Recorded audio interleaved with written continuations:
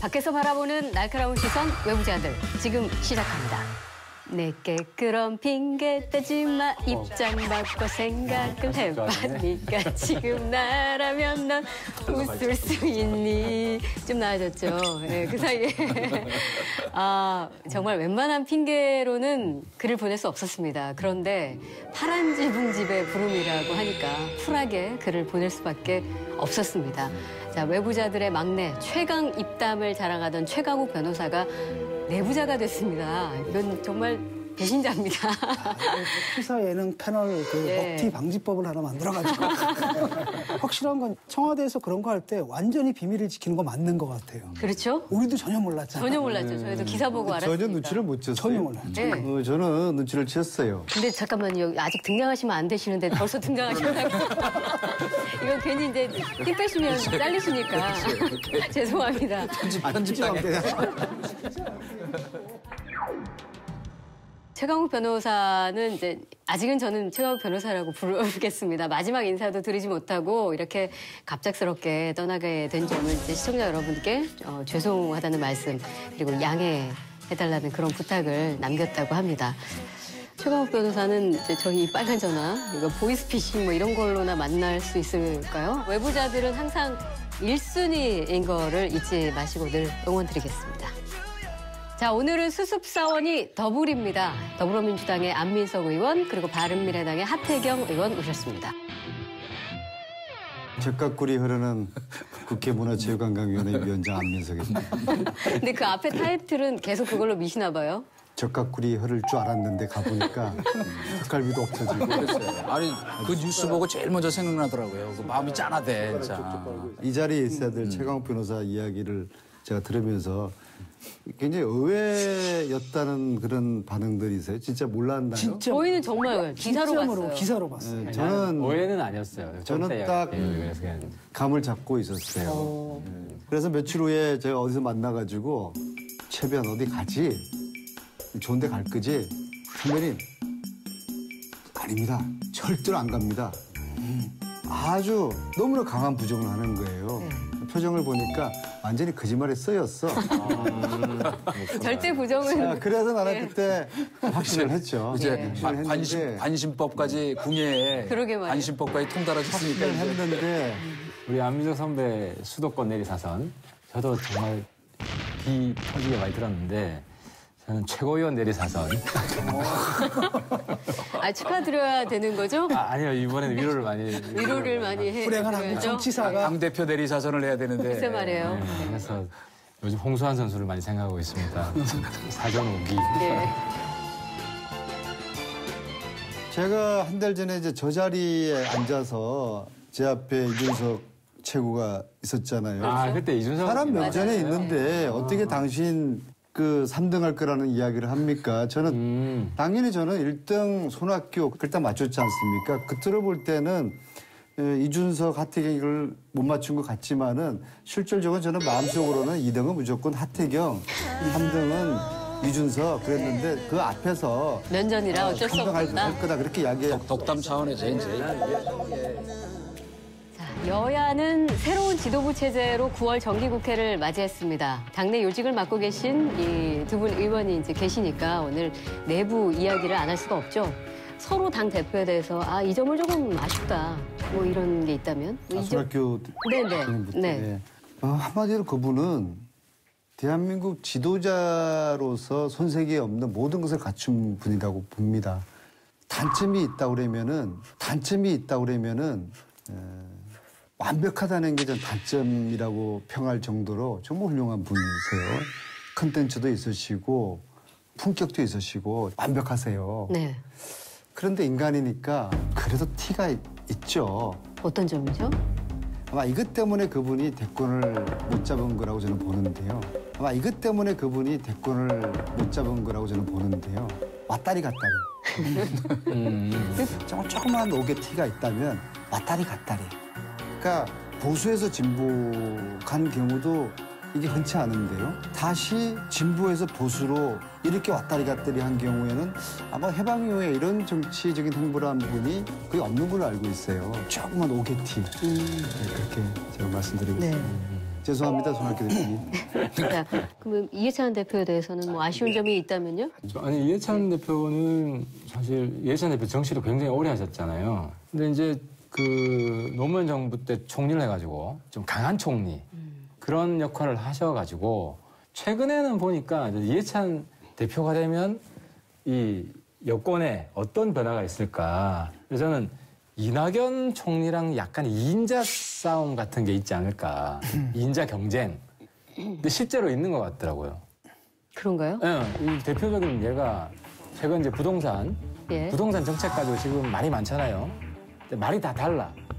이해찬 대표는 초고가 아파트 세금 중과세 하겠다는 기조를 이야기하고 장하정 실장은 강남 뭐 세금 올리는 거는 능사가 아니다. 그리고 김동연 부총리는 점진적으로 올리자. 말이 다 다른데 이낙연 총리가 엊그저께인가 며칠 전에 부동산 문제는 간단하게 처리할 수 있는 문제가 아니다. 발언을 신중히 해달라. 그래서 이 서로 다른 약간 봉숭아학당 같은 것을 교장 선생님이 정리해주는 그런 느낌을 받았어요. 그래서 깜짝 놀랐어요.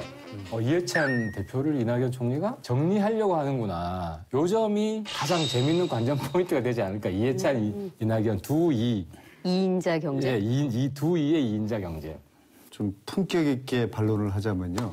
표현을 봉숭아학당, 그건 좀 속기록에 좀 지워주십시오. 근데 저희들이 볼 때는 전혀 그게 이상하지가 않아요. 총리하고 당대표 사이에 이견이 있으면은 공개적으로 다른 이견들을 국민들에게 노출시킴으로써 여론의 추이를 보는 것도 이게 민주정당의 모습이거든요. 저희들은 다양한 목소리, 다양한 의견을 허용하는 그런 정당이기 때문에 뭐 그런 차원에서 이해를 좋은 것 같아요. 뭐 나쁘다는 게 아니라 그렇게 계속 다양하게 가졌으면 좋겠어요. 나쁘게 봉숭아학당이라고 얘기하셨으면서요. 뭘. 학장님이 잘 정리해 주시면. 아니 우리 진 교수님과 이전 수석께서도 이제 뭐 5당, 5당 가운데 한 정당을 콕 집어서 여기는 조금 아쉽다 아니면 뭐 좀 제대로 체제 정비한 것 같다. 일단은 이제 전체적으로 다 올드보이들이잖아요. 그래서 우리 한국 정치가 과연 그 세대 교체에 지금 성공하고 있느냐. 이번에 보면서 저는 사실 바른미래당 같은 경우에 하태경 의원이나 아니면 이준석 그 위원 같은 분들이 좀 대표가 되는 이런 파격 같은 게 좀 있으면 좋지 않았을까. 그러니까 아직 바른미래당의 규모가 작기 때문에 사실 그런 데서라면 그런 파격도 나쁘지 않겠다는 생각을 했는데 역시 이제 손학규 물론 이제 훌륭한 분이긴 한데 좀 아쉬운 부분이 남았고요. 우리 이 손학규 대표께서는 그동안에도 사실 중요한 고비에서 실기했다 하는 그런 평을 사실 많이 들으셨어요. 근데 저는 개인적으로는 이번에도 뭐 처음에 이제 되시자마자 이렇게 연정 얘기해서 또 반발을 있었죠, 그죠? 처음에 과정에서. 어쨌건 그런 과정도 조금 더 이렇게 당의 그 중요한 분들하고 좀 숙성을 시켜서 하면 좋지 않을까. 그래 아직도 혼자 단독 드리블하는 그 버릇이랄까, 그 DNA랄까 하는 게 그래서 그런 부분은 조금 아쉬웠다. 저도 이제 한마디만 못하면 우리 손 대표가 좀 시달리고 있죠. 최근에 판문점 선언 비준 에 대해서 비준을 당장 해준다는 말은 아니지만 어쨌든 남북 관계는 협조적으로 가겠다 하니까 우리 당에 이제 또 지상훈 의원이 뭔 말이냐 의원들 이야기도 안 듣고 대표가 저렇게 비민주적으로 하면 안 된다 한번 들이박아가지고 손 대표가 좀 고생을 하고 있죠. 그래서 뭐 우리 당 의원들은 이제 바른정당 출신들은 이제 한국당에서 나와서 버티고 있는 것 자체가 개성이 강해요. 한 사람 다 개성이 강하고 또 이제 국당도 호남 눈치 안 보고 이렇게 나온 분이라 가지고 또 개성이 강하고 그래서 제가 어쨌든 뭐 이제는 손 대표님 권위를 잘 지켜드리기 위해서 제가 더 열심히 돌쇠 역할을 자처하고 있습니다. 저희 당은 그야말로 여당다운 지도부 체제가 갖춰졌다고 봅니다. 특히 이해찬 의원님은 당내에서 최고 어른이시고 그분이 가지고 있는 정치적인 경륜, 또 개혁 의지가 누구보다도 강하고요. 그동안 누누이 지적된 것이 당이 존재감이 없다. 뼈 아픈 지적들이 있었는데요.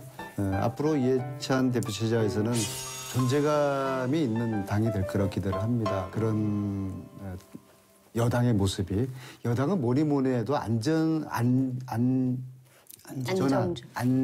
스테이블한. 예. 이게 한글보다 영어가 잘 되나요? 안정적인 모습을 보여줘야 되는 거거든요. 그래서 이해찬 대표가 안정적인 여당의 모습을 보여줄 것이다. 그래서 저는 굉장히 많은 기대를 하고 있습니다. 네. 제가 볼 때 두 분의 이 케미가 상당히 좋다 이런 느낌이 와서 그거는 하체구에 대한 모욕일 겁니다. 별명을 좀 하나 지어드릴까 하는데 안하무인 커플 어떤가요? 안하. 안민석, 하태경만한 사람이 없다. 안하무인 커플이다. 듣기 나쁘지는 않네요. 우리 형님이 좀 기분 안 좋으실 것 같아요. 아닙니다. 뭐. 네. 같이 비교해서 동렬로. 내리 사선 최고위원과 함께 한자리에 오른다는 거는 좋습니다. 영광스러운 일이다. 예. 안하무인 많이 써먹겠습니다. 예. 어느 때보다도 정말 국회 도움이 절실히 필요한 3차 남북 정상회담이 불과 일주일 앞으로 다가왔습니다. 지난주에 먼저 북한을 다녀온 대북 특사단은 회담 날짜 이외에 몇 가지 성과를 공개했었는데 특사단의 중재 외교 성적 어떻게 보십니까? 가기 전에 좀 세 가지 관전 포인트가 있었던 것 같아요. 이제 첫째는 대통령의 친서를 김정은 위원장이 직접 받을 것이냐, 즉 김정은 위원장과의 면담이 이루어질 것이냐. 이루어졌죠. 네. 직접 친서를 전달했죠. 두 번째는 3차 정상회담 일정을 잡을 것이냐. 잡았죠. 일주일 후에 하기로 했죠. 그다음에 세 번째로 북한과 미국의 팽팽한 그 줄달리기 그 속에서 우리가 어떤 중재안을 만들어낼 수 있을 것인가. 그건 아직 뭐 구체적인 발표는 되지 않았지만은 정상회담이 만나서 어떤 접점들을 만들어낼 수 있을 거라고 보거든요. 이번 3차 정상회담에서. 일단 이제 우선 말씀드리고 싶은 거는 1차, 2차 정상회담을 했고 지금 3차 정상회담을 해서 성과가 있더라도 국민들한테 다가오는 신선함은 많이 떨어졌어요. 뭐 이 자리에서 대통령한테 좀 당부드리고 싶은 거는 남북관계 우리가 충분히 도와줄 용의가 있고 저는 특히 뭐 저한테 정보 보고 안 해도 도와줄 용의가 있어요. 저 나름대로 판단해서 있는데 이 내치를 좀 신경을 좀 썼으면 좋겠어요. 그러니까 정책 혼선이 굉장히 심해요. 부동산 같은 경우 굉장히 불만이 많고 또 고용, 최저임금 때문에 아우성이고 근데 제가 볼 때는 대통령 머릿속에 북한이 거의 90% 이상인 것 같아요. 나머지는 별로 신경 안 쓴다는 느낌을 받아요. 그러니까 이렇게 혼선이 있는데 이 국내 상황이 굉장히 어렵게 돌아가면 1차 정상회담 때는 이게 어느 정도 긍정적인 효과가 있었지만 지금은 전 별로 없을 거다. 오히려 잘해도 욕먹을 가능성이 있다. 성과가 있어도. 이게 뭐 제재 완화가 되고 이렇게 하면 또 뭐 철도 건설하고 도로 건설해야 되잖아요. 그럼 우리 돈이 또 들어가야 돼요. 그러면 대통령 지지율이 계속 떨어진 상황에서 아니 우리 돈 들어가는 거 요즘 국민이 옛날하고 다르라서 무조건 통일은 좋아, 무조건 소원은 통일이 아니거든요. 지금은 세대도 완전히 달라졌잖아요. 전후 세대가 압도적으로 많고. 그래서 우리가 투자하는 만큼 얻을 수 있는 게 뭐냐라는 걸 또 냉정하게 따집니다. 그 성과가 있든 없든 간에 이건 해야 되는 거잖아요. 그렇죠. 그러니까 이건 대통령 지지율 관리 차원에서 볼 문제는 아닙니다. 지금 돌아가는 상황을 좀 봐야 될 것 같거든요. 그러니까 북한하고 미국의 생각이 좀 다른 거죠. 북한은 성의를 보였다고 봐요. 예컨대 풍계리 핵시험장 폭파시키지 않았느냐. 그렇죠. 동창리 미사일 시험장 해체하지 않았느냐. 그다음에 유해도 송환했는데. 그러니까 종전선언을 해달라 그러는데 미국에서는 이 종전선언을 좀 세게 봐요. 실제로 뭐 비핵화가 된 건 아니지 않느냐. 더 내놔라 이거죠. 더 내놓으라는 거죠. 이렇게 폼페이오가 이제 방북에 취소가 된 겁니다. 그래서 이제 특사 파견 전에 이제 문재인 대통령하고 트럼프가 통화를 했는데 그게 이례적으로 굉장히 길었어요. 한 40-50분 통화를 하셨더라고요. 그러니까 그때 이제 얘기가 된 거죠. 그래서 저는 트럼프의 입장 있죠. 미국의 입장을 저쪽에 전달한 것 같으니까 아무래도 그런 거겠죠. 트럼프가 오케이 나도 좀 하고 싶은데 우리 여길 봐라. 우리나라 상황도 만만하지 않으니까 네가 좀 조금 더 내놔라. 이런 거라는 거죠. 그래서 김정은이 이제 사실 좀 전향적인 태도를 좀 보인 게 두 가지인 게 하나는 최초로 일단 시안을 제시한 겁니다. 트럼프 대통령한테 이제 신뢰를 난 끝까지 아직도 당신을 신뢰하고 있으며 당신 임기 안에 내 비핵화 하겠다. 첫 최초로 임기 안에. 그렇죠. 예. 첫 임기 안에 그래서 상당히 뭐랄까 급진적인 제안일 수도 있어요 이게. 또 하나는 뭐냐면 낮은 수준의 종전선언입니다. 쉽게 말하면 종전선언 한 달에서 미군 철수하는 거 아니지 않냐. 하지만 이제 미국의 입장에서 이게 충분하지 않을 수가 있으니까 아마도 미국의 입장에서 뭘 요구했냐면 내가 볼 때 핵 신고 문제 있잖아요. 네. 리스트 문제라도 좀 해야 된다라는 얘기가 된 것 같고 그래서 곧 이제 뭐 폼페이오가 올 것이며 그다음에 이미 이제 끝난 다음에 바로 발빠르게 움직이는 게 특사가 또 일본하고 그다음 중국으로 보내잖아요. 이건 상당 부분 진도가 나갔다는 얘기거든요. 그죠. 그러니까 제가 북한 입장이고 미국 입장을 말씀을 드리면 김정은이 이제 한 이야기가 자기는 엄청 많이 했는데 왜 미국은 아무것도 안 하냐. 네. 미국은 그렇게 생각 안 해요. 그러니까 김정은 언급한 게 두 가지인데 풍계리 핵실험장 폐쇄를 했다. 미국 입장에서는 니들이 일방적으로 한 거지 우리는 가서 검증한 적이 없다. 이거요. 실제로 검증단이 안 갔어요. 그다음에 미사일 실험장.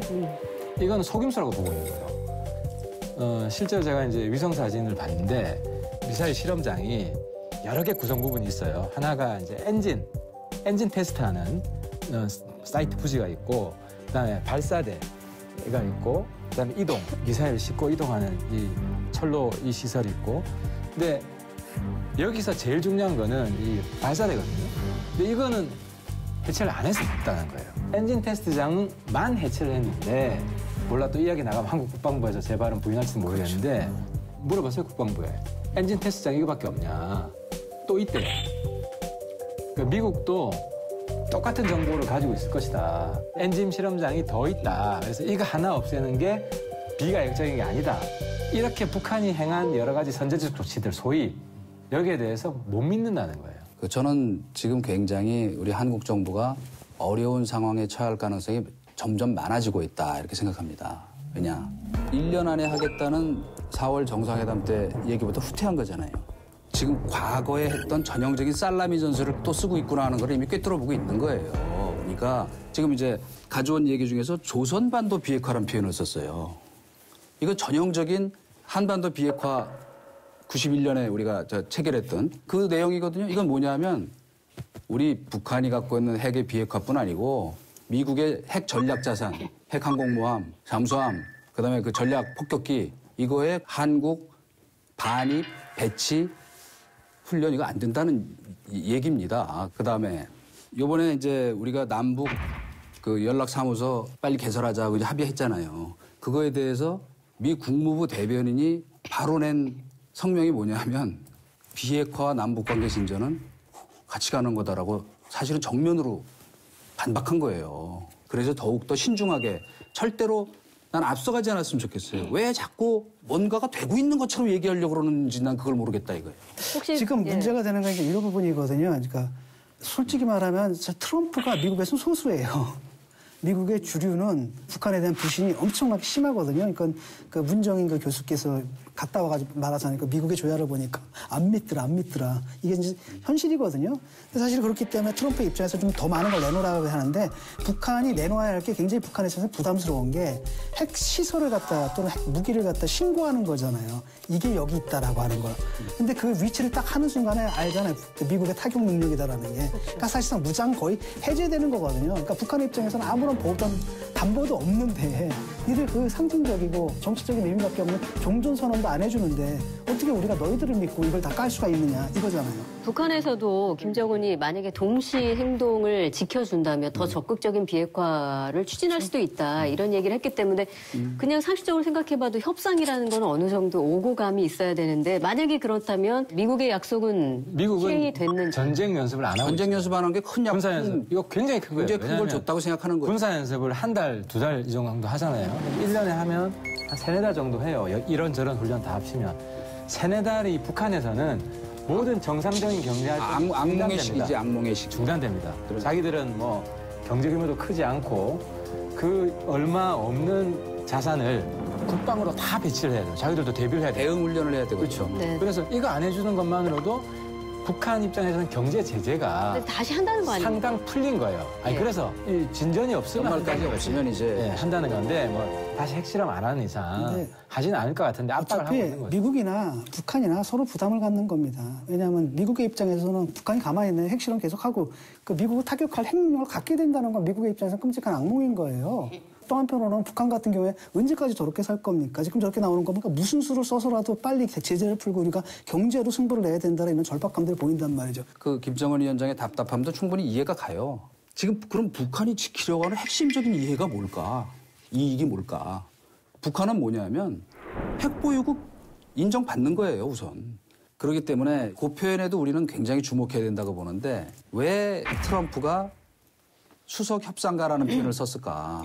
그 남북 정상회담에서 이번에 말하자면 진짜 중재 역할을 성공한다면 제가 보기에는 대박이 될 것이고 만약에 지금처럼 내가 있으니까 좀 뭐 내놔봐. 그때는 상당히 어려운 입장이 될 수 있다는 거를 제가 우리 옛날 표현으로 중매 잘 쓰면 술석잔 얻어먹고 잘못하면 뺨때기 돌아질 뿐 아니고 잘못하면 원수 되거든요. 아주 구체적인 어떤 그 해결의 그 실마리가 잡히지 않으면 트럼프라는 사람은 우리가 이미 잘 알고 있지만은 그때는 아마 얼굴색을 표변에서 나타날 것이다. 그러니까 이동관 보수랑 하태경 보수가 차이가 나는데 비핵화 협상판이 계속 유지될 거라고 보는 보수가 있고 이 판이 깨진다 결국은. 깨진다는 것 아까 이동관 선배가 말씀하신 것 중에 북은 핵 보유국 인정을 받고 싶어 한다. 절대 포기 안 할 것이다. 아니 그러니까 이 두 가지가 다른데 핵 보유국 인정받고 싶어 한다는 것은 비핵화 협상을 철회하는 거예요. 완전히 폐기하는 거예요. 그리고 다시 미국과 북한의 어떤 전쟁 위기가 올 수 있다. 그러니까 비핵화 협상 파국론이에요. 한국당의 상당수가 그렇고 부분적으로 일리가 있는 면도 있죠. 서로 지금 미국, 북한이 불신을 하고 있기 때문에. 근데 이제 저는 아까 연내 종전선언을 조심스럽게 가능성이 좀 있다고 보는 게 트럼프가 지금 미국 정치에서 완전히 코너에 몰렸어요. 트럼프랑 같은 지도자는 미국에서 없어져야 된다. 굉장히 난처해지고 지지율이 떨어지고 있어요. 근데 사실 트럼프를 정치적으로 도와줄 수 있는 우군 항상 김정은이거든. 북한이죠. 그래서 제가 볼 때는 트럼프가 좀 다음 재선을 위해서 스케줄을 좀 미룬 면이 있지 않나. 그러다가 오히려 김정은 나 좀 살려줘 해서 연내로 좀 더 빨리 진전될 가능성이 정치적 지금 여건이 조성된 거 아닌가 이렇게 그러니까 보는 이번 임기 내 하겠다는 건 결국 뭐냐면은 그 얘기예요. 트럼프 너 재선 내 내가 도움 주겠다 이거거든요. 그래서 이제 트럼프의 입장 이해관계, 김정은 위원장 또 문재인 대통령 이 3개 나라의 입장과 이해관계가 동일한 게 이 가지 않은 길을 가야 된다는 그런 서로의 당위적인 그 이해관계 목표가 일치하는 거예요. 그래서 큰 일정표를 보면은 이번 연말까지 종전선언이 이루어질 거라고 보고요. 단지 여기에 중국을 포함할지 말지 이 부분이 굉장히 중요한 쟁점일 겁니다. 그리고 사실 종전선언은 그 자체가 목적이 아니라 평화협조로 가는 하나의 입구거든요. 그래서 종전선언을 디딤돌로 해서 이제 평화협정으로 가는 이제 새로운 길이 내년에 열릴 것이다. 저는 그렇게 보고 있습니다. 앞서서 문 대통령이 여야 국회 동행을 제안하기도 했었는데 당장 지금 자유한국당에서는 뭐 입법부를 무시하는 처사다. 그리고 바른미래당 경우에도 이거 보여주기식이고 야당 대표를 들러리 세우는 식으로는 함께하지 않겠다. 2018 평양정상회담 준비위원회는 9분을 특별히 국회 정당 대표로 초청하고자 합니다. 함께 동행해 주시기를 정중하게 요청드립니다. 국내에서도 초당적인 뒷받침이 필요합니다. 제발 당리 당략을 거두어 주시기 바랍니다. 실질적으로 가자 그러면은 다 서로 좋아할까요? 앞다퉈 가지고 가요. 그렇게 생각하세요? 그리고 실질적으로 정치적으로 보수 진영에 뭔가 남북 평화 무드 이게 속도 있게 가는 것에 대한 두려움이 있고 불안하거든요. 그러니까 자꾸 이제 브레이크를 거는 정치적인 액션을 하고 메시지를 던지지만은 하채구 의원님 대통령이 같이 가자 그러면 안 가시겠습니까? 저는 가죠. 그러니까 야당원들 다 이게 우리 당에도 이견이 있어요. 네. 실제로 이제 지난번에 대통령하고 원내대표들 만났을 때 같이 가자고 했는데 김성태 원내대표가 이거 뭐 들러리 서주는 거는 좀 모양이 그렇지 않냐. 우리끼리 따로 가자. 그리고 우리 당 원내대표 모두가 여기 동의를 했다고 언론에 나와서 내가 이제 확인을 해보니까 또 말이 조금씩 달라요. 홍영표 원내대표는 내가 그런 거 어떻게 합의를 해주냐. 우리 당에도 이게 분분해요. 가야 되냐 말아야 되냐. 그래서 화끈하게 들러리 서주자. 왜냐하면 들러리를 서줘야 거기서 보고 와야 나중에 쓴소리 해도 할 얘기가 있다. 할 얘기가 있고 무게가 실린다. 근데 이제 하 의원님도 지금 전화를 기다리고 계시다는 그 말씀을 저는 얘기하셨냐, 전화를 기다리죠. 우리 뭐 원내대표는 대표가 전화를 기다리는 거고. 아니 뭐 개인적 소신으로서 하는 거는 뭐 있을 수 있겠어요. 근데 들러리라고 생각하지 마시고 협력하고 동행한다고 들러리 생각하시고요. 서줄 때 서줘야지. 친구 결혼식 하는데 들러리 서주는 게. 근데 이제 저희가 왕왕 이왕 표현이면은 좀 왕왕 동행한다고 개인적으로는 그 야당에서 받아들이기가 쉽지는 않을 것이다라고 생각하는 게 단순히 무슨 지금 그 남북 화해 진전에 뭐 찬물을 끼얹거나 발목을 잡자는 의미가 아니고 그럼 과연 비핵화가 되는 거냐 하는 게 중요한 축 중에 하나잖아요. 그죠? 근데 그거에 대한 담보가 확실하지 않다고. 그러면 지금 이제 이럴 때 그 우리가 정치학적인 용어로 콜레이터럴 데미지라 그러죠. 그러니까 공동 담보야. 어? 근데 만약에 이제 이게 잘 되면 좋은데 잘못되면 책임을 나눠줄 수밖에 없잖아요. 어쨌든 간에. 그죠? 정당이니까 어쨌든 득실 계산을 또 안 할 수는 없거든요. 국민 여론이 또 지금 지켜보고 있는 상황이니까. 그래서 아마 저는 개인적으로는 자유한국당은 아마 절대로 응하지 않을 것으로 보고 바른미래당은 이제 뭐 상당히 그 안에 또 이질적 요소들이 많이 있기 때문에. 근데 저는 생각이 조금 다른 게 들러리 측면도 있지만 야당으로서의 감시 측면도 있다는 거죠. 거기 이제 협상 진행하고 합의하고 하는 것을 우리 허락받고 하진 않을 거 아니에요. 대통령이 정치적 결단으로 합의를 할 거란 말이에요. 그러니까 그 합의에 대한 책임을 우리가 나눠지는 건 아니라고 봅니다. 근데 거기서 보고 와야 그 합의가 뭐 잘못된 면이 있다고 치면 우리가 비판하더라도 더 생동감 있게 국민들한테 전달할 수 있고 무게가 실릴 수 있다는 거죠. 우리 보수 정치인들이 특히 한국당 정치인들이 평양을 많이 가봤으면 좋겠습니다. 왜냐하면은 2005년도에 제가 여야 의원님들하고 함께 평양을 간 적이 있거든요. 한나라당 의원님들이 하시는 말씀이 야 정말 내가 그동안 너무나 갇혀 살았다. 평양이 이렇게 사람들이 살아 움직이는 곳일 줄은 이걸 생각 못했다. 그러면서 그분들이 그 다음에 서울에 오셔가지고 대북 문제에 있어가지고 굉장히 전향적인 발언들을 하시더라고요. 남북 문제만큼은 저는 진보 보수 문제가 아니고 평화의 관점에서 초당적으로 나간다. 예. 사실 청와대 문재인 대통령의 아쉬운 점은 1차 남북 정상회담 때 김정은 위원장이랑 같이 만찬할 때 홍준표 대표를 불렀어야 됩니다. 그러니까. 저는 굉장히 아쉬운 점인데요. 필요할 때는 안 부르고 저는 홍준표 대표나 자유한국당을 대변하는 게 아니에요. 그 당시 시점에서 가장 강한 냉전 강경 보수인데 근데 북한하고 좀 이제 관계가 어느 정도 풀렸으면 그 뒤에 남북 관계에 있어 여야 간의 불신, 대치 이게 굉장히 완화됐을 거예요. 근데 좋은 기회를 놓쳐버리니까 지금 뭘 추진하기가 상당히 좀 애매해져 버린 거예요. 이번에도 우리 당 고민 중에 하나가 김성태 원내대표 같이 가자 설득을 해보고 그래도 안 가면 민주당이나 이쪽에도 이번엔 가지 말자. 이런 모양새를 취하는 게 좋지. 그런 상황에서도 민주당이 우리끼리 가자. 이렇게 되면 북한 입장에서도 굉장히 난감할 것이다. 이 외부자 이 프로가 상당히 좋은 프로네요. 아, 그 보수 입장에서는 또 야당 입장에서는 이렇게 해석을 할 수도 있겠구나. 그게 좀 이해되는 측면이 있어요. 그런데 아마 대통령 입장에서는 그랬을 겁니다. 이 남북 문제라는 것이 당장에 북의 지도자와 협상을 해야 되고 만나서 성과를 내야 되고 그리고 그 과정에서 필요한 보완들이 있을 것이고 뭐 야당하고 같이 하면 좋죠.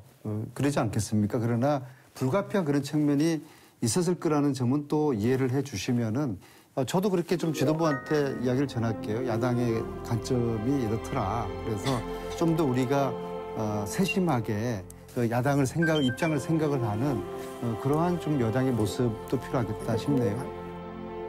그 판문점 선언 국회 비준부터 이제 야당에 좀 발목 잡힌 상황이라서 정부 앞날이 그렇게 쉬워 보이지는 않은 것 같은데 청와대에서 어쨌든 좀 서두르는 면이 있지 않습니까? 그게 정상회담 전에 혹시 가능하다고 보세요? 저희들의 입장은 정상회담 전에 판문점 선언 비준을 한다는 입장이고요. 예. 근데 일주일 남았는데. 네, 그것은 이제 여야가 이제 합의가 하게 되면은 숙성 기간도 뭐 생략한 채 그리고 이거는 이제 법안이 아니기 때문에 법사위원회에 넘어갈 필요는 없는 것이거든요. 합의만 한다고 그러면은 외통위를 통과시키고 본회의를 넘기면 되는 거예요. 그리고 실질적으로 외통위의 의석도 그렇고 범보수하고 범진보가 11대 11이거든요. 거기서 이제 두 분의 바른당 외통위 위원님이 있는데 이 두 분의 입장이 찬성으로 해주면은 외통위 통과도 불가능한 건 아니고요. 어떤가요? 지금 입장이? 본회의에서 넘어가게 되면. 근데 저는 안기석 의원님 이런 인식이 상당히 좀 위험합니다. 왜냐하면 북한도 이걸 원하지 않아요. 북한이 비준을 지금 요구하는데요. 우리한테. 본질은 뭐냐면 형식적 통과가 아니라 야당의 흔쾌한 동의예요. 그래서 우리는 항상 여야가 바뀔 수 있기 때문에 정권이 바뀌더라도 합의한 것이 안정적으로 간다는 담보로서 국회 비준 동의를 요구하는 것이지 숫자로 그냥 통과되는 거는 김정은도 원하는 게 아니에요. 그래서 추가로 말씀드리면 이제 우리 당의 입장인데 남북관계 발전법 21조에 또 이제 비준 남북관계에서 비준 동의하는 요건이 나오는데 그 조건이 뭐냐면 재정 부담이 있는 것이에요. 그래서 제가 저희 당은 청와대에 지금 판문점 선언은 재정 부담 구체적으로 어떻게 되는지 알 수가 없다. 이건 굉장히 포괄적이고 추상적인 합의라서 그래서 이거는 구체적인 재정 부담을 알 수가 없기 때문에 비준 대상이라고 보기 힘들다. 단 타협안으로 지지 결의안 정도는 우리가 전향적으로 검토를 해보겠다 해서 지금 중재안을 내놓은 상태예요. 여기서 좀 모순인 게요.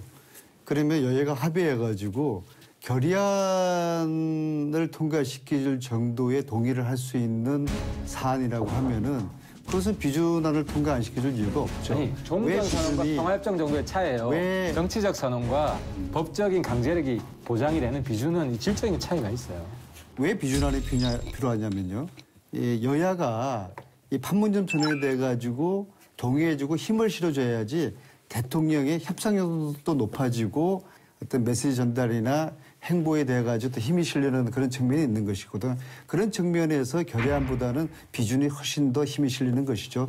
두 번째로는 보수당이 정권을 잡더라도 이것이 계속적으로 유효할 수 있도록 법적인 효력을 가질 수 있는 수준의 그러한 여야 합의가 필요하기 때문에 촉구 결의안보다는 비준을 우리가 더 필요한 것이죠. 그러니까 이제 비준 동의를 영원히 안 해주겠다는 것이 아니라 두 가지 전제 조건이 바른당이 한국당을 좀 잘 설득을 해주시면 우리가 동의되면 설득할 수 있는데 동의가 안 되는 지금 이유는 두 가지인데 재정적 부담에 대한 커미트먼트잖아요.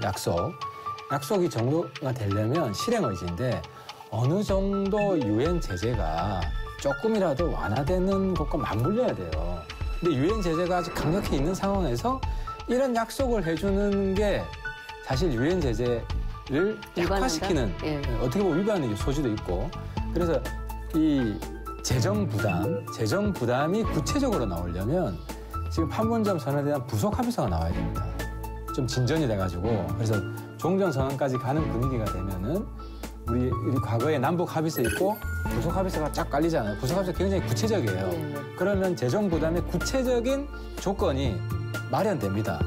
그때서는 우리는 비준 동의를 해줄 수 있다는 거죠. 그래서 이 두 가지 지금 전제 조건이 충족이 안 됐기 때문에 일단 정치적 의지만 보여주자. 근데 정치적 의지만 보여줘도 김정은 입장에서는 야당이 이걸 나중에 뒤집어 엎지는 않겠구나. 충분히 대통령에게 힘 실어주는 효과가 될 거다. 결의안만으로도 저는 그렇게 보는 거예요. 문재인 대통령이 한반도 운전자로서의 역할을 얼마나 지금 열심히 헌신적으로 하고 있지 않습니까? 그런데도 이것이 잘못됐다. 이거 다시 해라. 이거 안 된다라고 계속적으로 문제를 제기하는 그런 그 보수 진영의 또 야당의 입장보다는 우리 말 좀 들어. 지지 결의안 정도면 지금은 김정은이 만족한다니까. 지금 사실 지금 몇 달 까먹은 거 아니에요. 까먹은 거잖아요. 그러니까 청와대가 치명적 실수를 한 게 두 가지인데 자꾸 실수했다고 말씀하시죠. 종전 선언에 잘하고 있는데 실수했다고 그래서 대통령 잘하고 있는 건 아니죠. 열심히 하고 있는데. 맥락이 비준 동의를 자꾸 이렇게 부각시키는 게 북한한테 약속을 했어요. 대통령이 국회 비준 동의를 받아서 정권이 바뀌어도 이게 안정적으로 할 수 있도록 해주겠다. 너무 가볍게 본 거예요. 근데 저는 이번에 특사단이 이걸 못 해온 게 정말 잘못한 거예요. 국내법을 보니까 비준 동의 문제가 이렇게 간단한 게 아니다. 그래서 북한에서 원하는 것도 야당의 정치적 지지이기 때문에 지지 결의안 정도로 이번에 하고 정상회담하고 북미회담 해서 좀 풀리면 그다음에 비준 동의 단계로 가겠다. 이렇게 했으면 나는 북한도 수용했을 거라고 봐요. 근데 요거를 못 풀고 왔어요. 그래서 나 깜짝 놀랐어요. 11일 날 비준 동의 제출한다는 거예요. 그래서 이 잘 나가고 있는 그러니까 저같이 도와주려고 하는 사람을 말씀으로만 도와준다고 말씀하시는 거예요. 실제로 많이 도와줘요, 내가. 도와주려고 하는 남북관계는 도와주려고 하는 사람까지도 가속하지 말라는 거지. 보니까 그러니까 뭐 반대편으로 만드는 이런 우를 나 진짜 안 보면서 지금 몇 달 동안 쉬었으니까 지금 찬바람 부니까 사실은 내가 오늘 몇 가지 발언은 매우 마음에 안 들지만 지금 참고 있는 건데. 속도록 문제에서는 의견이 같으신 거죠? 쉽게 말하면 우리 정부가 북한하고 상대할 때 우리한테 정부한테 카드를 쥐어줘야 되거든요.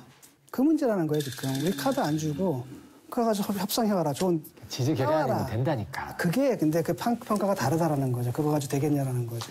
북한의 입장에서는 이거 뭐 말뿐이잖아 또 이럴 수도 있는 부분이 있거든요. 그래서 사실은 아까도 했거든요. 뭐 비준을 하든 어쨌든 간에 이게 무슨 비핵화가 돼야지 경제협력이 이루어지는 거고 그래야지 그 다음에야 이게 예산이 집행되는 거고 그때쯤 돼야 구체적 예산안이 나오는 거고 이런 거잖아요. 그러니까 다만 이제 그걸 하겠다라는 선언 정도의 지지 결의안 내용 안에 지지 결의안 내용 안에 비준 문제를 넣으면 되지. 이런 여건이 성숙이 되면 비준 동의를 해주겠다는 걸 넣으면 북한의 입장에서도 이게 말뿐이 아니라 그 다음으로 이행되는구나라는 담보가 생기고. 그건 상당히 약간 한 걸음 더 진전된 아니고. 그러니까 이렇게 타협을 하자고. 그렇죠. 오케이.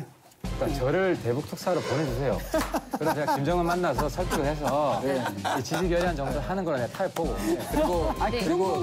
그리고 내가 책임지고 비핵화하면 대규모 지원 가능하도록 바람 잡고 내가 할 테니까. 그래요. 우리 매부자들 이거 뭐 결론은 하태경 최고는 걱정 말고 비핵화 리스트 내놔라. 보내는 걸로. 예. 그렇지. 박근혜 전 대통령에 이어서 법정에선 또 한 명의 전직 대통령 MB도 검찰의 중형을 피할 수는 없었습니다. 징역 20년. 예. 제가 딱 그렇게 예상을 했는데 딱 제 예상이 맞췄습니까? 벌금 150억 원, 그다음 추징금 약 111억 원을 요청을 했습니다.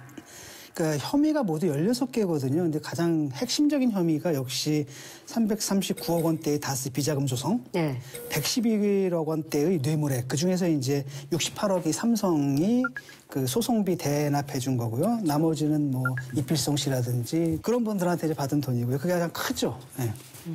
사실 이전 수석 때서는 어떻게 이 검찰 구형 지켜보셨어요?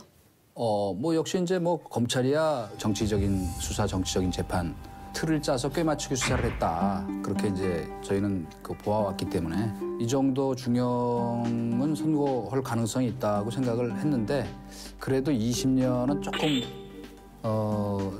센 구형이었다. 고령인 저기에 비춰보면 굉장히 긴 시간이죠. 그죠? 면회를 다녀오셨다는 얘기를 전해 들었는데 지금 상태는 어느 정도인가요? 건강은 아주 많이 호전이 되셨어요. 그러니까 붓기도 빠지고 뭐 활기도 좀 좋아지시고. 이번에 이 검찰 구형 나오기까지 150일 걸렸다 하더라고요. 그러니까 박근혜 전 대통령의 재판 과정하고 비교해봤을 때 굉장히 정말 속전속결이다라는 표현이 나올 정도로 그게 뭐 어떤 이유 때문이었을까요? 제가 볼 때는 그분들의 이제 통치 철학과 직접적인 관련이 있다. 박근혜 대통령은 사실 왕이죠.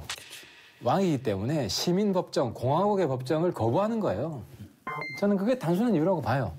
근데 MB는 어쨌든 공화국의 지도자고 때문에 법 안에서 자기가 다투어야 된다는 적어도 그 정도는 인정하는 거라고 봐요.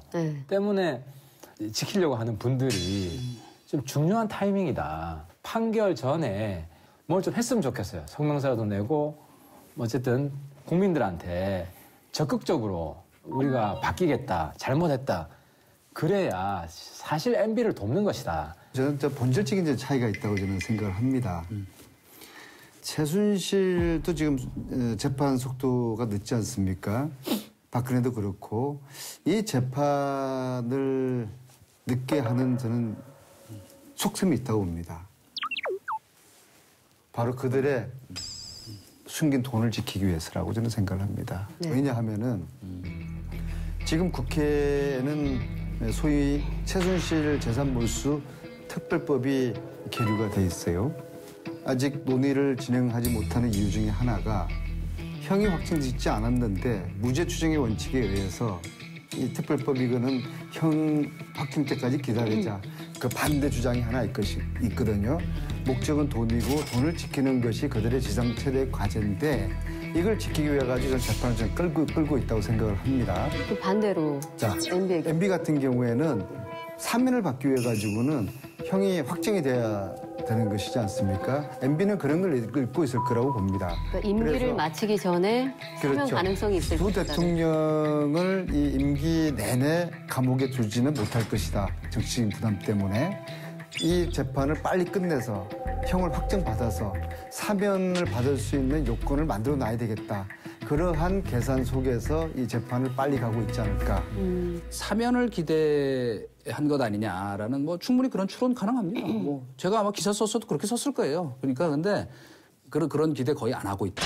저는 본인뿐 아니고 저희도 아주 특단의 상황 변화 정말로 예를 들면 뭐 지지율이 20%로 떨어져서 도대체 국정 운영을 도저히 할 수 없는 상황 정도가 온다든가 뭐 그런 아주 특단의 뭐 제가 뭐 그런 걸 바라는 건 아닙니다. 사면에 지금 지지율 10%로 떨어질 것 같은데. 물론이죠.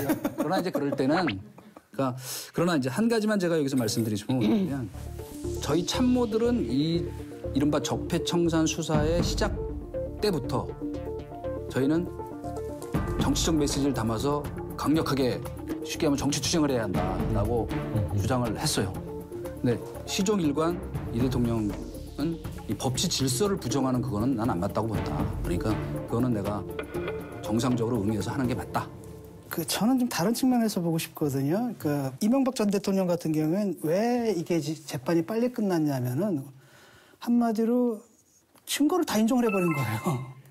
그러니까 증거를 다 인정을 해보니까 증거 조사할 필요가 없는 거죠. 그래서 150명 나왔던 증인이 여기서는 그냥 한 명 딱 하고 말았거든요. 그럼 왜 그러면 그럴 때 증거를 다 인정을 했느냐. 부동의를 할 경우에는 한 사람 한 사람 다 불러다가 그 얘기를 들어야 되는데 이게 다 지금 MB 혐의를 갖다 입증하고 증언해 주는 사람들 다 옛날 자기 측근들이고 부하들이거든요.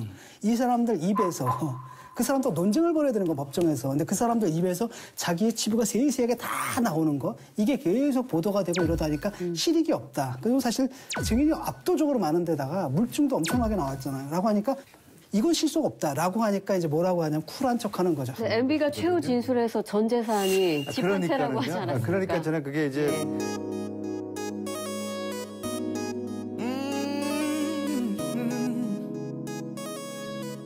집안집밖에 없다 그 의미를 어떻게 보세요? 저는 마치 전두환이가 나 29만 원밖에 없다라고. 쉽게 말하면 내 이름으로 된 건 그러니까 내 이름으로 된 건 많은 사람들이 그걸 떠올렸죠. 그렇죠. 예. 왜 굳이 나는 집안집밖에 없다는 이야기를 해서 소위 말하는 매를 벌까요?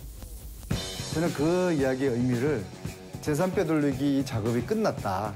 그리고 뭐 그 재산을 국내 뭐 농협에 저축하겠습니까?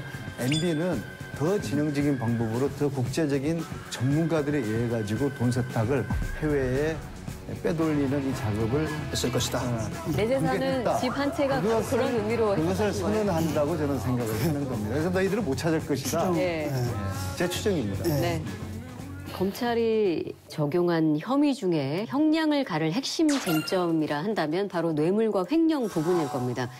두 가지 혐의가 검찰 주장대로 인정이 되면 이제 중형이 불가피하게 되는 거죠. 모든 사실관계는 다 나와 있습니다. 이제 핵심이 뭐냐면 다스의 실소유주가 누구냐. 그렇죠. 그러면 이것만 이제 증명하면 되는 거죠. 사실. 예. 근데 실제로 검찰이 이런 말도 했어요. 다스 실제 주인이 누구인지 잘 알면서도 철저히 은폐하고 국민을 기만함으로써 대한민국의 제17대 대통령에 취임한 것이다. 나는 가진 게 집 한 채밖에 없다. 이걸 왜 말했을까? 나는 굉장히 중요한 부분이라고 보거든요. 실제로 교수님이 떠오른 것 같아. 퍼즐을 맞추신 것 같아.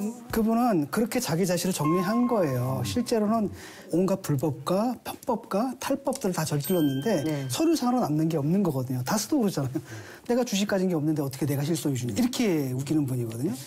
그렇게 빠져나가기에는 증거가 너무 많아요. 증인들이 많은 게 예를 들어가지고 청계재단 사무국장 MB 원래 재산관리인이잖아요. 이분이 다 도곡동 땅 실소유주 MB고 다스 실소유주 MB라고 증언을 했고 김성호 전 다스 사장 그분도 자수서를 제출했단 말이죠. 특검 수사 당시에 거짓말했다라고 자수했단 말이죠. 다스 설립자금도 받았다고. 그렇죠. 강경호 또 전 다스 사장. 당시에는 현 다스 사장인데 이번에 잘렸더라고요. 원래 MB 쪽 사람인데 자르고 이번에 해고를 시켰더라고요. 이분도 다스는 MB 것이라고 이미 인정을 했고 이 회장도 사실은 MB 것이라는 취지로 진술한 것으로 좀 알려져 있고요. 또 다스의 부사장인 이동영도 마찬가지고요. 다스는 MB 아들인 시영이 거다. 시영이가 MB 믿고 회사에서 너무 설친다. 그 밖에도 또 하나가 뭐냐면 이학수. 네. 이분이도 얘기했잖아요. 다스 그 소송 비용 우리가 내주라고 내가 시켰다. 물증이 또 나왔어요. 또 얼마나 나왔냐면 그 청와대에서 생산된 문건이 수십 박스 영포 빌딩에서 발견된 거 아닙니까? 근데 생각을 해보세요. BH라고 써 있는 게 그거를 왜 이관하지 않고 들고 나왔냐라는 거예요. 그거는 공적인 업무가 아니라 자기 사적인 측면, 사적인 업무와 관련된 자료들이라는 얘기죠. 그러니까 사실 물증이고 뭐고 하여튼 넘쳐나는 거거든요. 그러니까 그 법리적인 거는 다툼이 있을 수도 있을 것 같아요. 문제는 지금 국민들이 MB 재판 관심이 없어요. 왜 관심이 없냐면 충분히 저럴 수 있다. 저기 검찰이 이야기한 것들은 뭐 대체로 사실일 것이다. 법적으로 무죄가 나든 상관없이 그 정도로는 기본적으로 다 부패했다.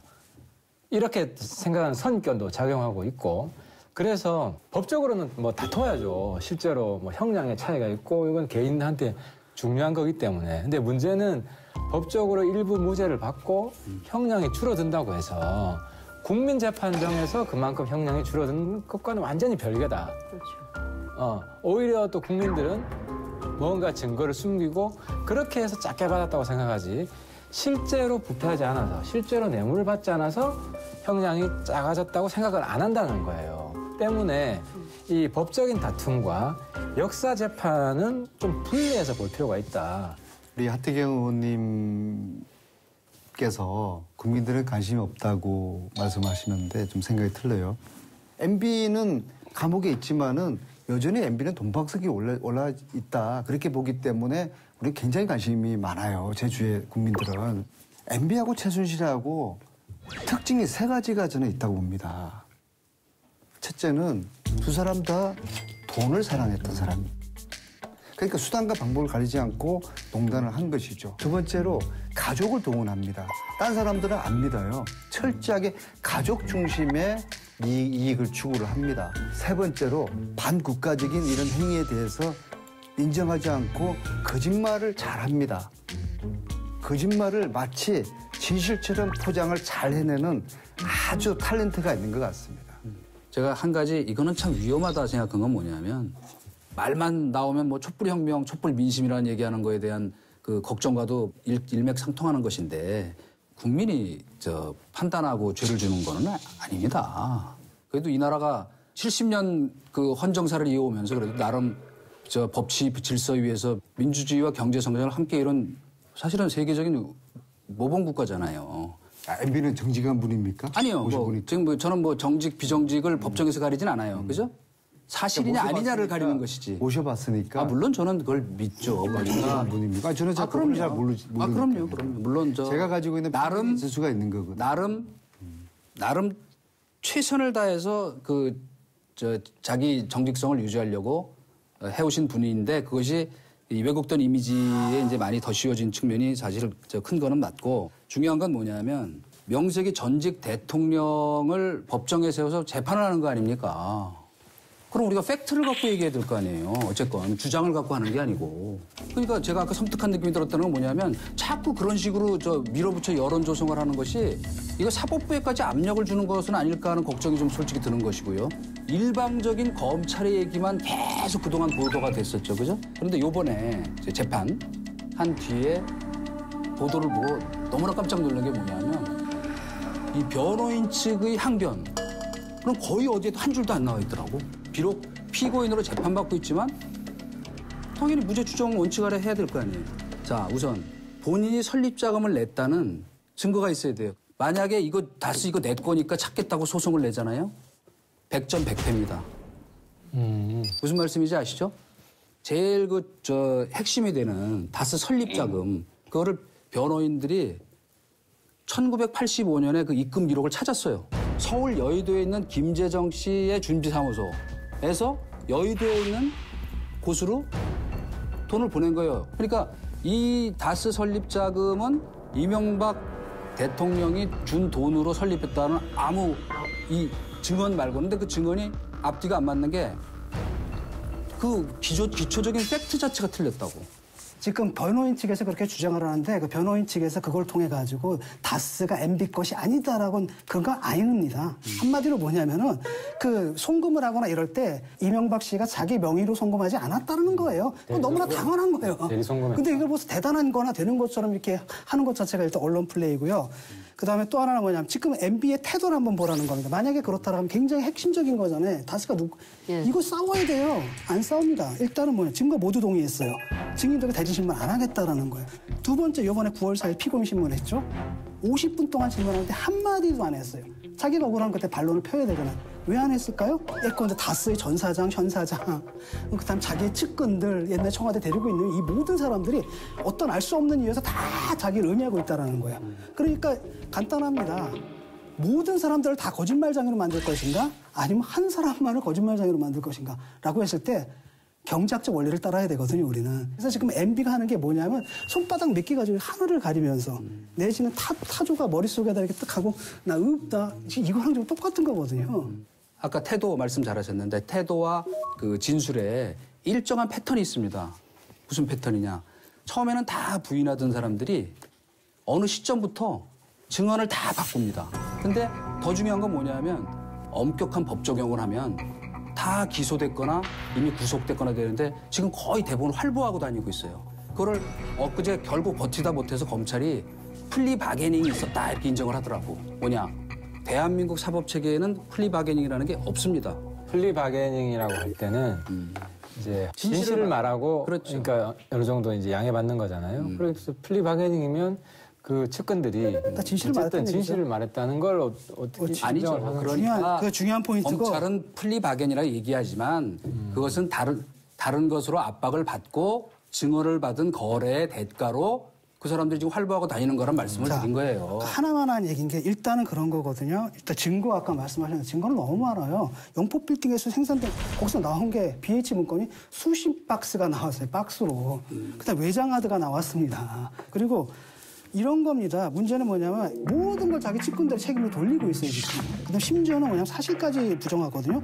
나는 삼성 측으로부터 이와 관련된 이야기를 들어본 적도 없고 이 일로 삼성 사람을 만난 적도 없고 삼성이 대납할 이유도 없고 대납도 하지 않았습니다. 하지만 삼성에서 대납한 거 인정하고 있잖아요.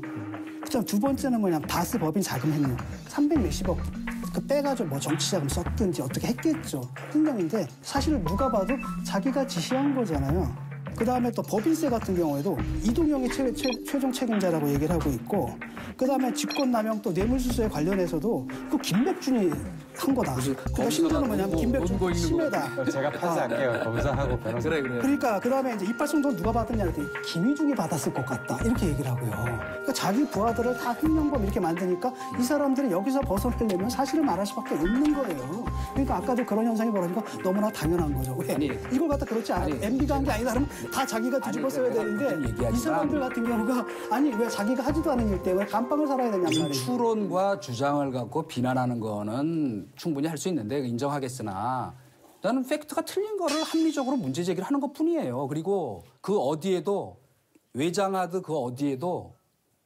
다스가 그 이명박 대통령 거라는 직접 증거는 없어요. 아무데도. 그다음에 그것만은 분명합니다.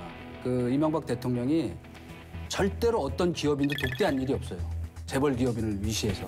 그거는 출입 기록이나 아무데도 없어요. 그다음에 더 중요한 건 뭐냐면 2007년부터 시작된 이 돈 있잖아요. 12만 5천 달러를 준 거. 그것이 다스의 소송비 대납을 위한 것이라고 알고 있는 이 관계되는 재무라인의 직원이 단 한 명도 없어. 오직 모든 말은 이학수 부회장의 입과 김백준 수석의 중간 뭐 보고서라는 것인데 중요한 건 뭐냐면 이조차도 고무줄처럼 이리저리 바꾼다고. 일단은 이제 사소한 기억의 차고 이게 있다고 실체적 사실이 사라지는 건 아니잖아요. 이분이 그렇게 얘기를 했거든요. 이번에 7월 달에 법정에 나와가지고 처음에 2009년이라고 얘기를 했는데 생각해보니까 아니었다. 근데 이 기억의 착오가 이 사건이 없었다라는 증거가 되는 건 아니다라는 거죠. 그러니까 어떻게 됐냐면 이학수 씨가 아주 구체적으로 증언을 하거든요. 이건희 회장이 허락을 받았다는 겁니다. 그다음에 최도석 경영지원 총괄 사장한테 김석환이 그 변호사거든요. 미국에서 다스 소송하는 변호사인데 김석환이 요청하는 것은 거절하지 말고 잘 도와주라고 얘기를 한 겁니다. 그래가지고 어떻게 됐냐면 구체적으로 김석환이 뭐라 그랬냐면 대통령이 삼성에 고맙다고 전해달라고 했더라. 그래서 계속 또 도와달라고 했다더라. 이 말을 갖다 이제 전해 듣습니다. 그러면 삼성에서 그럼 얘를 왜 해줬느냐. 여기에 대해서 이학수 씨 뭐라 하냐면 동기를 얘기를 하는 거예요. 금산분리 완화를 위해서. 그때 당시에 MB가 그걸 얘기했거든요. 금산분리 완화하겠다. 왜 이게 중요하냐면은 이게 강화될 경우에 그 지배 구조가 좀 흔들리거든요. 근데 이걸 완화해 준다 그러니까 이해관계가 일치하는 거죠. 이건희 사면뿐만 아니라 금산분리 완화까지 노립니다. 그다음에 두 번째가 누구냐? 김영철 변호사 비자금 폭로가 됐을 때예요. 그때 이제 삼성 이제 특검이 나오는데 이 문제를 갖다가 정권에서 이제 봐주겠다라는 이걸 기대하고 해준 거다라고 분명히 얘기하고 있거든요. 그다음에 이제 유일하게 그 엇갈리는 게 뭐냐면 김백준, 김희준하고 이학수가 들어와서 MB 만났다라고 얘기하고 이학수가 나는 모든 얘기 다 하고 있지 않느냐. 그런 내가 안 만났다고 하는데 이게 무슨 얘기냐. 어떤 얘기를 하냐면 이게 보안 손님으로 왔을 때는 기록이 안 남는다라는 거예요. 그렇기 때문에 이분이 그렇게 말할 수도 있는 거다라고 지금 김백준 씨가 얘기를 하고 있고요. 이거 우리 진 교수는 만났다고 생각해요? 안 만났다고 생각해요? 난 별로 중요하지 않다고 생각하는 게 왜냐하면 만났든 안 만났든 이 세 사람이 하는 얘기는 같대요.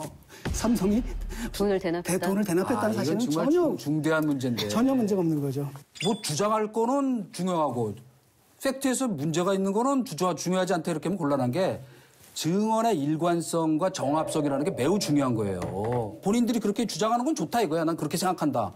생각한다는 거하고 이러니까 유죄라는 건 전혀 다른 얘기 아니에요. 잠깐만요. 그것도 대통령 재판을 하면서. 자, 김백준, 김혜중, 이학수 씨가 다스가 MB 것이며 다스의 소송비를 갖다 삼성에서 대줬다. 여기에 있어서는 아무 이견이 없는 거예요. 뭐 갖고 싸우느냐면은 청와대 온 적이 있느냐 없느냐 갖고 싸우는 거잖아요.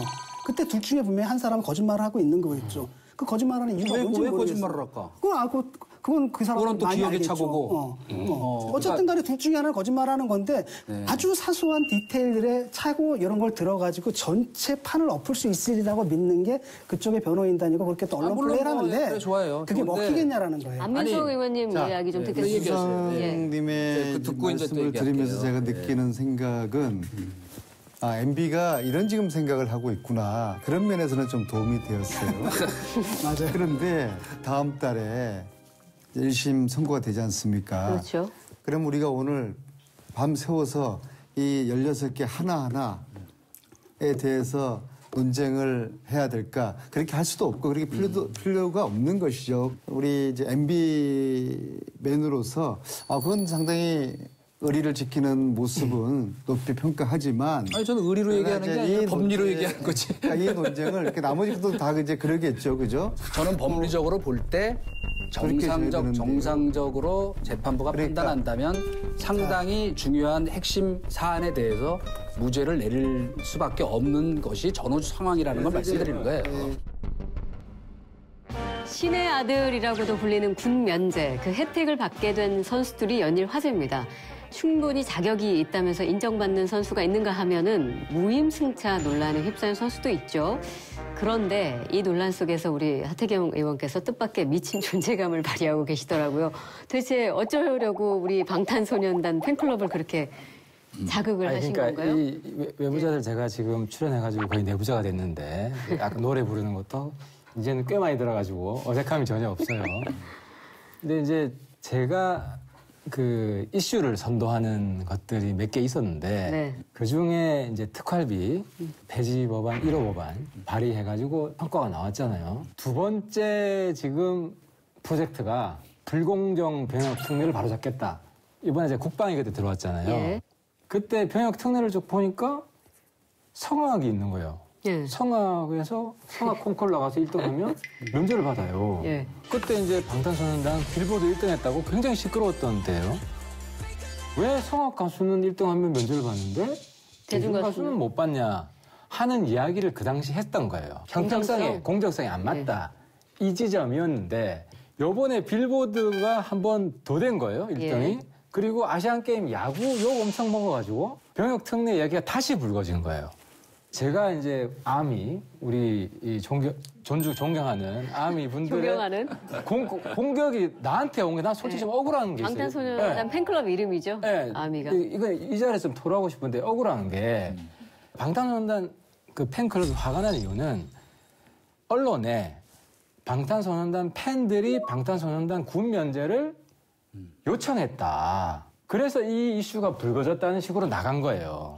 그러다가 링크 기사에 하태경 순수예술대주면 방탄소년단 같은 대중예술도 뭐 면제해줘야 이야기를 한 것처럼 이게 확 와전이 돼가지고 화살이 저한테 왔는데 이걸 또 이분이 또 받았어. 안 선배가 또 받아가지고 이게 막 불길이 막 야산으로 번진 거죠. 아니, 그러니까 반가운 거군요. 팬클럽에 이제 오해가 풀리기 시작한 게 하태가 방탄소년단 팬클럽이 군 면제를 요청했다는 이야기를 한 장본인이 아니다. 다른 일부 네티즌들이 악의적으로 유포했다는 걸 이제 이해하기 시작해가지고 불은 거의 다 꺼져가는 지금 형국에 저는 좀 솔직히 걱정되는 게 다시 불 붙이는 외부 사람들이 또 다시 불 붙이는 거 아닐까.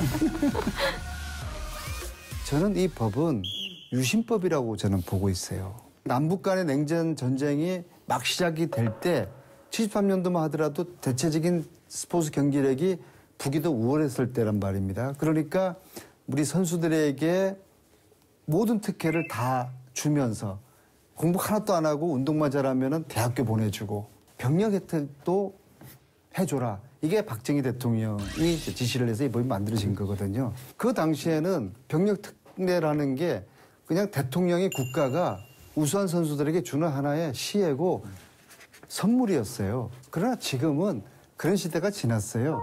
국민들의 국민적 합의가 필요하고 투명한 절차가 필요한 그런 지금 시대가 돼버린 거거든요. 네. 그래서 저는 이 병력 문제를 부분적으로 대안 가지고 내봤자 이 문제는 해결되지 않는다. 지금 이 시점에서 전면 재검토가 필요하다. 우리 안민석, 하태경 의원 두 분이 이 이슈에 이렇게 불나방처럼 이렇게 뛰어든 배경을 살펴보면 병역특례 제도를 좀 손봐야 하지 않겠냐 이런 국민적인 요구가 있었기 때문일 텐데 45년 된 병역특례 제도의 가장 큰 문제점은 뭐라고 보십니까?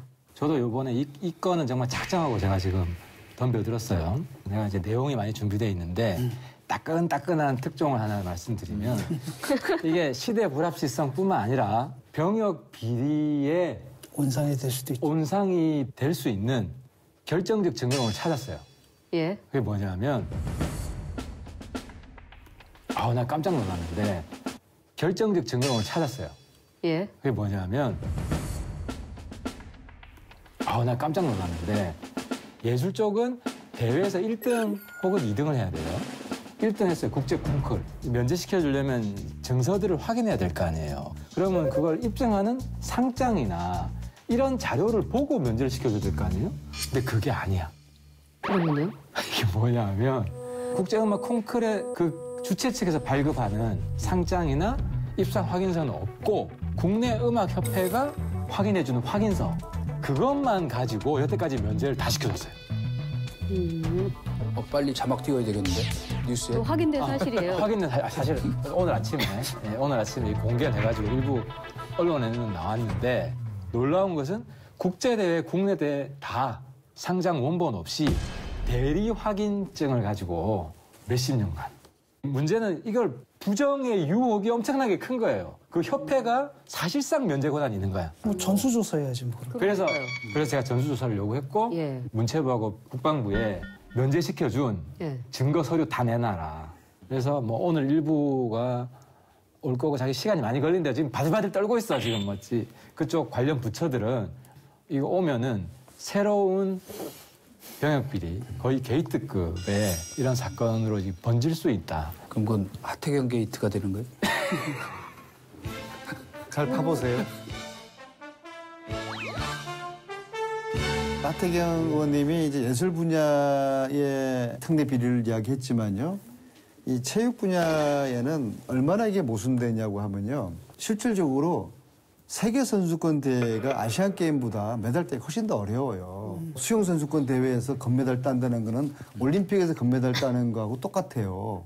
그런데 이거는 인정이 안 돼. 아시안 게임은 인정해야 돼. 얼마나 모순입니까? 그래서 이제 가령 이제 일각에서 이야기하는 마일리지 제도 같은 경우에도 마일리지 제도의 함정은 어떤 종목의 국제대회는 1년에 너댓 번씩 열리는데 어떤 종목의 국제대회는 2년에 한 번밖에 안 열리는 거예요. 이 자체가 이게 형평성의 원리에 어긋나는 것이죠. 하태경 의원이 전에 제안했던 거는 그 누적 점수제 아니었던가요?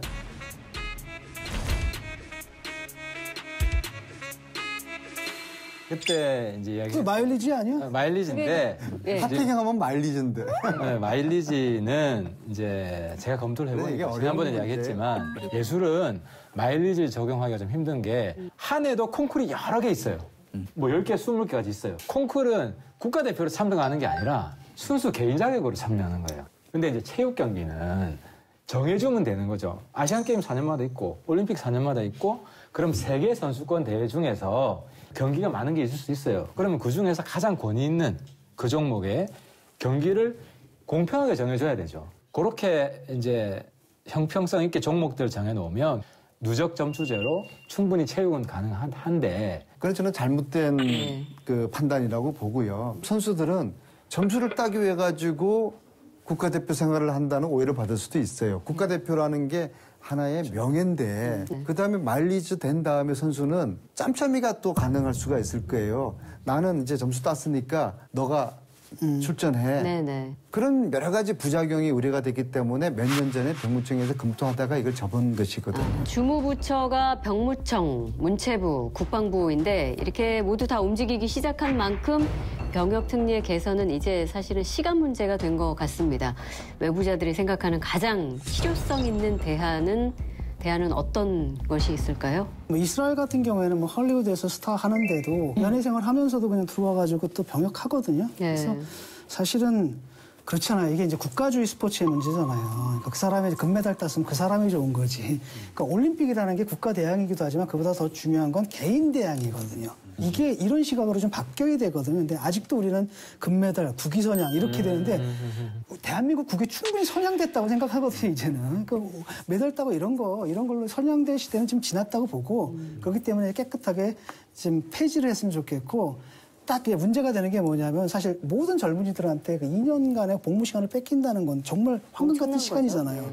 하지만 어떤 특정한 사람들한테는 아주 그 특정한 젊은 기간에만 할 수 있는 그런 게 있잖아요. 운동선수라든지 뭐 이런 것들. 그런 경우에 한해서 그들의 프로 생활이 끝난 다음에 약간 대체 복무를 시켜준다라든지 어떤 기준을 정해가지고. 지금 말씀하신 것처럼 이제 그 은퇴 후에 자기 자신의 특기 분야에서 국가에 기여할 수 있는 그런 이제 기회로 주자. 그게 아까 이제 우리 하태경 의원님하고도 이제 분장실에서 공감을 했고. 안민상 위원장이 먼저 이야기를 하셨어요. 그 은퇴 이후에 일종의 재능 기부 같은처럼. 그렇죠. 그 말하자면은 이제 손흥민이 마음껏 유럽 프로에서 뛰도록 해주고 은퇴하고 난 다음에 축구 클럽이라든지 학교 축구에 가서 아니면 선마을 가서 아니면 순회 코치로 그렇게 이제 재능 기부를 하면은 국가적으로도 이익이 되는 것이고 손흥민 선수의 명예도 떳떳하게 되는 것이고 이제 그런 방식이거든. 원래 병역이라는 게 사실은 로마에서도 시민권을 결정하는 유일무이한 원칙이 병역이에요. 납세 의무를 했다 그래서 시민권을 주는 게 아니라고. 병역이라고 하는 거는 이게 매우 아주 고유하고 독특한 국민의 그 봉사 의무이기 때문에 원칙적으로는 저도 차제에 없애는 게 맞다. 다만 지금 이미 보니까 분야별로 다 훈포장 표창 제도가 있어요, 우리가. 대통령 표창 같은 경우는 이미 문화, 그다음에 체육 다 있어요, 보니까. 공적서 같은 거 만들고 할 때 굉장히 엄격하거든요, 생각보다는. 정부 위원회에서 하고. 그러니까 그런 것들 가지고 연기하는 방안도 있을 수 있겠다. 그리고 역시 그거를 젖과 꿀이 흐르는 우리 문광희의 우리 위원장님께서 요번에 주도를 해서 딱 깔끔하게 멋있는 솔로몬의 지혜가 필요한 이 이슈예요. 그렇죠. 그리고 이제 정부가 의견을 이제 수렴을 할 텐데요. 저는 좀 국민 공론화를 좀 단기간에 효율적으로 이걸 한번 진행을 한번 해봤으면 좋겠습니다. 세대에 따라서 남자 여자에 따라서 이 입장이 굉장히 많이 틀리기 때문에 특히 우리나라에서 이 군 문제라는 거는 아주 폭탄과도 같은 아주 민감한 문제거든요. 그래서 좀 더 적극적인 그런 방식의 국민 공론이 필요하다. 특히 제가 우려하는 게요. 이걸 국회에 맡겨두면요. 여러 분야의 예술이면 장르, 체육이면 스포츠 종목 이걸 가지고 넣고 빼고 할 거 아닙니까? 근데 국회의원들이요. 자기와 관련돼 있는 그런 단체, 뭐 그런 종목, 그런 장르 이거 꼭 해야 된다라고 하면서 우리 문체위에 있는 위원님들일 수도 있고 국방위에 있는 위원님들이 그래서 이게 잘 안 되는 것이거든요. 그래서 이걸 국회에서 맡기면은 저는 굉장히 결론 내기 어렵다고 봅니다. 위원장 되더니만 많이 약해졌네. 충분한 국민 공론을 거친 그 의견을 자기 책임을 안 지려고 그 의견을 그러니까 지금 본인이 위원장인데 위원장으로서 책임지는 그건 안 하겠다는 거예요. 그만큼 이거는 민감하고 신중하고 중요하게 다루는 이슈가 되기 때문에 우리 국회의원들이 사실은 이 현실도 잘 몰라요. 제가 여기 출연하기 위해서 진천 선수촌을 제가 갔어요.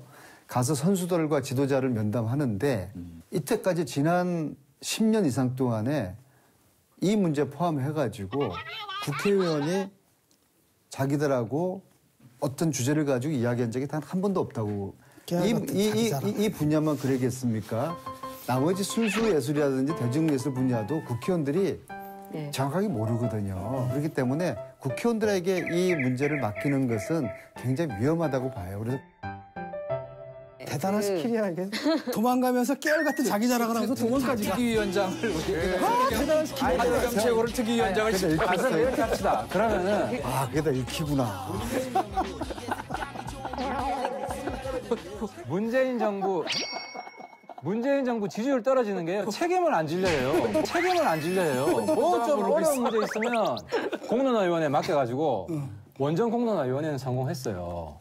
근데 이 모든 게 다 성공하는 게 아니에요. 교육 문제에 실패했잖아요. 근데 그 전에 왜 국회의원을 뽑아줬어요? 우리 보고 좀 욕을 먹더라도 할 건 하라. 그럼 국회 특위원장을 날 시켜주세요. 한 달만. 내가 오늘 여러 개 한다. 대북 특사도 가고. 한 달만 공론화위원장을 저한테 맡겨주세요. 그러면. 내가 책임져. 내가 여당. 대북 특사는 하의원이 하시고 저한테 한 달 공론화. 지금 두 분 뭐 하시는 겁니까? 자기네들끼리 다 해먹네. 아니 얼마 전에 이 문제 관련해 가지고 여론조사를 한번 했더라고요. 리얼미터에서. 그랬더니 52%가 병역특례 축소나 폐지해야 한다는 의견을 표출했고 21.4%는 현행대로 유지해도 된다. 우리 결론이 다 수렴한 거지. 폐지하는 방향이지만 언제 폐지 대신 좀 연기해 주는. 그러니까 뭐 이 의견을 저희 위원회에서 잘 수렴을 하도록 하겠습니다. 아니 공론화위원회 하는데 형이 위원장으로 가요. 공론화위원회 하면 외부 사람이 되는 아무튼 책임지고 문화체육관광위원회에서 하여튼 이번에는 꼭 정리를 이번에는 이 해주시길 문제를 바랍니다. 마무리를 해야 될 때라고 봅니다. 네.